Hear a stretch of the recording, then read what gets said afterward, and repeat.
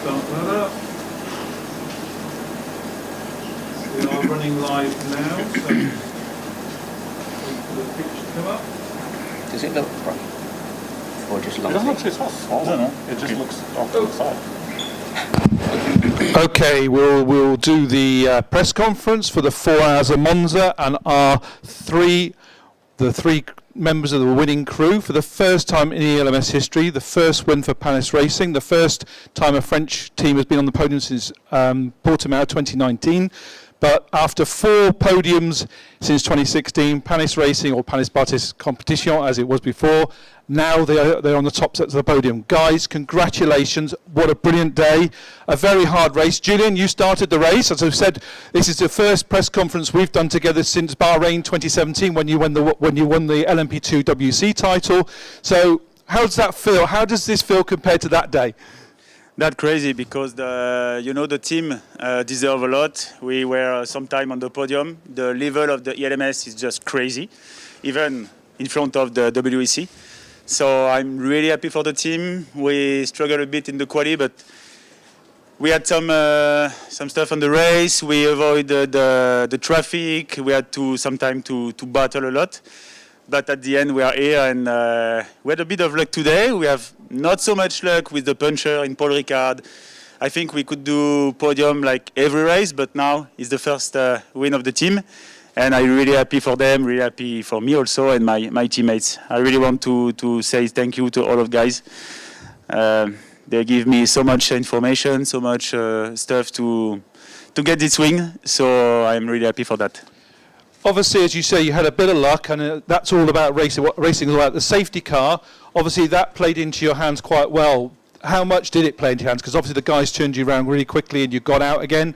You were, I think, second by the time you came back out. How about that? We did a really good job with the ultimate team because we are here in Monza, really close in the pits. François Herriot have to do his full stint, and we decided to pit just before him. And then we take the better solution that we could do. So that's one of the big K of the race. And then the pace was not so bad. So we keep the front and the speed to win this race. But this safety car, it's a bit of luck. That's okay for today. Now, it's your day today, guys. Congratulations. James, you took the car over. You came in. Julian came under a 4-course yellow, and you came back out in the lead after getting ahead of the 22 car, which came in before you. Was that down to the team again turning you round so quickly? Yeah, the team did a fantastic job in the pit stop, and I managed to get out in front of the 22. And yeah, honestly, it was just all round great job by the engineers, the mechanics, and Will and Julian. Just kind of. I mean, yeah, like you said, we were lucky with the safety car, but that's part of it. So it was a fantastic job by the team, and I'm really grateful to them, and I'm very happy. Obviously, the grid here is massive. We were losing just the 32 car from the grid, but we still had 18 cars out there, out of which the top 10 all could have won.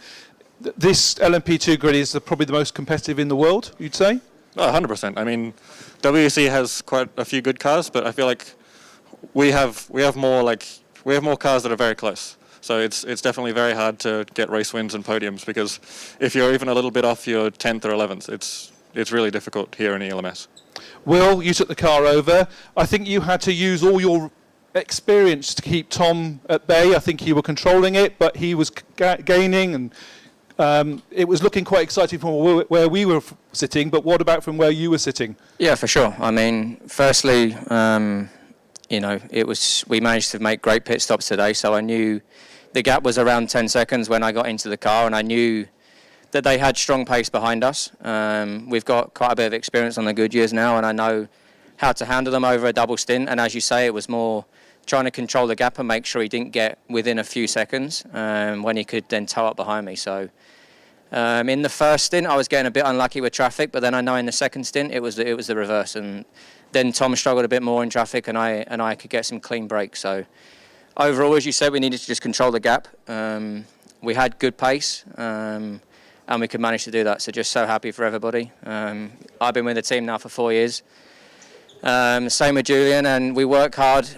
It's tough sometimes against the bigger teams, but we're always fighting hard, and it's nice to get the win and the reward to the team. Yeah, and I was going to ask you, what does this mean for the team, the guys working in the garage on the car? Yeah, for sure. I mean, LMP2 is only getting more and more tough every year, especially with LMDH around the corner. There's a lot of manufacturer support behind some teams, and it's tough. You know, it's really, the level is super high. As James and Julian said, if you make any kind of mistake, you know, you're back in P9, 10. So you really need to ride your luck. I know we got a bit lucky today, but we still beat the 22, which is one of the strongest cars on merit. So, you know, we didn't get the win for nothing, and props to the team for that. Well, guys, thank you very much for a lot of entertainment Cheers. today. Thanks And go and enjoy this tonight. Thanks a lot.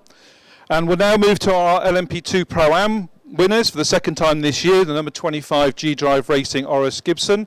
Guys, you want to cut? John Farb, Rui Andrade and Roberto Meri, 6th overall. So, Roberto, John, we'll start with you. John, as you started, was Rui come in, or is it? Yeah, he's here. Okay, John, congratulations.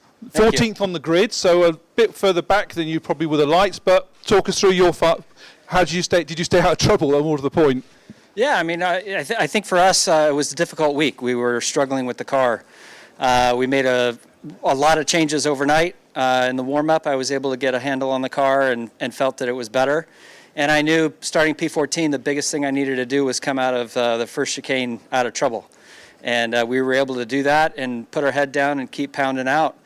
I ran into a little trouble towards the end of my stint. Got pushed off track, had a spin, set us back. But yeah, we kept our heads down and we were able to come out.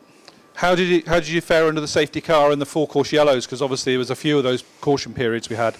Yeah, I mean, nothing really fell in our favor, that's for sure. The last full-course yellow came just as we exited the pit lane, so we missed out on that for sure. But I think most of the people were on the same strategy, so it didn't cost us too much. Obviously, you're here for the Pro-Am. Obviously, that's the second win of the year for that part of the championship. You must be very, very pleased with that after 4 races. Yeah, for sure. I mean, we came in here leading the championship, both P2 cars, or the cars behind us, tied on points. And if they were to win and we had a bad race, it would not be good. So now this is, you know, this puts us in a much more comfortable position. But yeah, everything is now heads down for Le Mans. Roy, you took the car over. Congratulations, first of all, on the win. Thank you.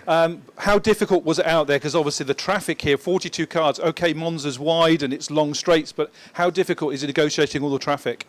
Yeah, during my first stint, I had a tough time judging the traffic. It was very difficult. Obviously, the safety car backed everyone up, so there was quite a big train of P3 cars and GTs that I had to get through. Once that was done, I felt much more comfortable. And then as the laps went on, the traffic also eased a bit.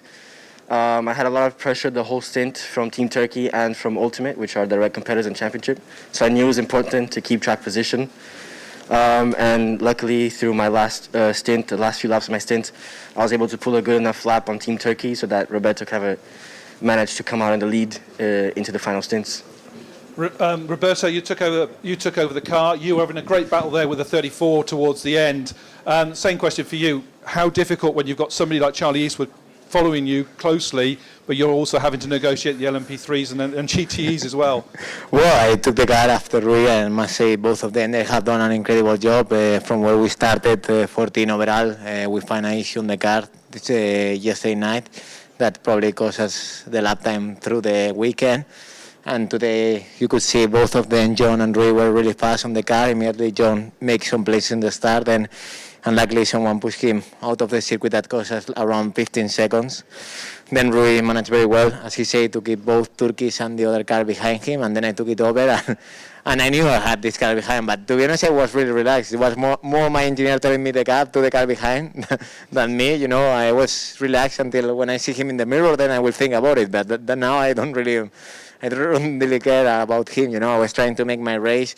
I had a car in front, the red and white car in front of me that I was struggling, to be honest, to overtake him, especially on the straights. He was very fast. But then he pitted. I could have some clear laps. I pitted. I did 2 very good laps, and then we went ahead of him. And then, as they say, we went down and just the full course yellows came in that we could take a bit of benefit, but we didn't.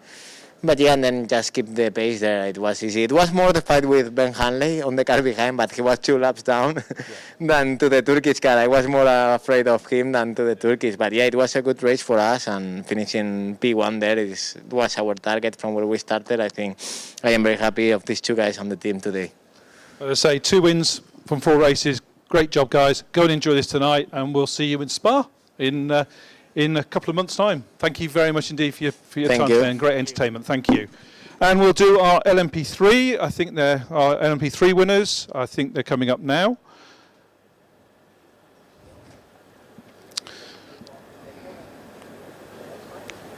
Yep. Oh, GTE. We'll have our GTE winners first. Okay, so we got the number 55 Spirit of Race Ferrari 488 GTE of Duncan Cameron, Alessandro Pierguidi and David Perel. First win of 2021 season, but the 4th podium, which is more important, I think, for Duncan as well, because it brings them straight back into the championship again. But consistency is the key, I think, to this championship. So, Duncan, you started the race. Obviously, Ali put you on pole position, which was a great place to start here at Monza in a Ferrari. Talk us through your first part of the race when you were having a great battle with Francois Perrodo and Rino Mastronardi. Yep, I had a few battles. I mean, the first lap, the start of the race was kind of interesting. There was a load of LMP3 cars just in front of me, and there was one little gap which I slotted myself into, and then there was 2 cars got together at the first chicane. And yeah, we managed to survive that, and I thought I had quite a good gap to everybody else, and then like a couple of laps later, stuff me if there wasn't Perrodo behind me. So I struggled for pace, honestly, a little bit. I was just lacking 2 or 3 tenths a lap, and a little bit of confidence probably, because the track was a lot hotter today than it was yesterday. And I wasn't here Thursday or Friday for the free practice sessions, so I was kind of winging it a bit anyway. Yeah, I brought it home close enough, and then handed over to Ale, and he did a fantastic job to make up the 15 seconds that we were behind. And by God, yeah, what a stint that was. Yep. Ali, you took the car over from Duncan.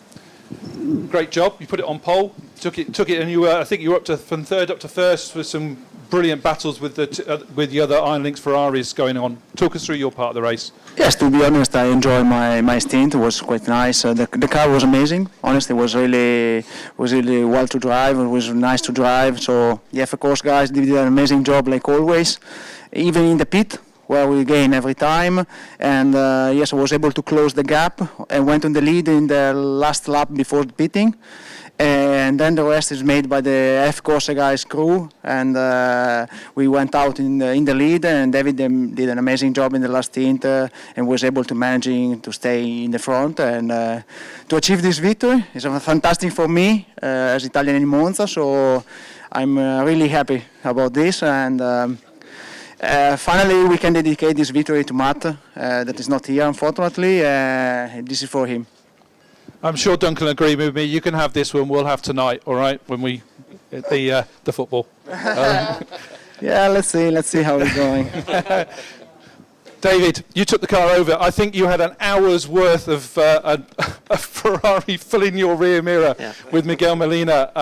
Talk us through, because I say we were watching you guys battling, but you kept the consistency in there. You weren't going to let him through, were you? No, I kind of had a feeling that it was going to be intense, because I realized the way that they were running their driver order, I knew I'd be up against Molina. And when Pierguidi pitted about 1.5 seconds in the lead, I thought, well, here we go.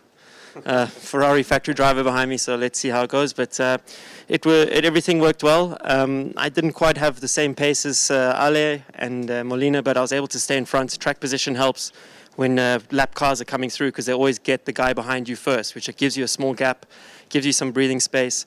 I was using every single tool I had in the car to keep a gap, build a gap out of corners, and yeah, we managed to win, which is really satisfying. But more importantly, as they said, this one is for Matt, 100%.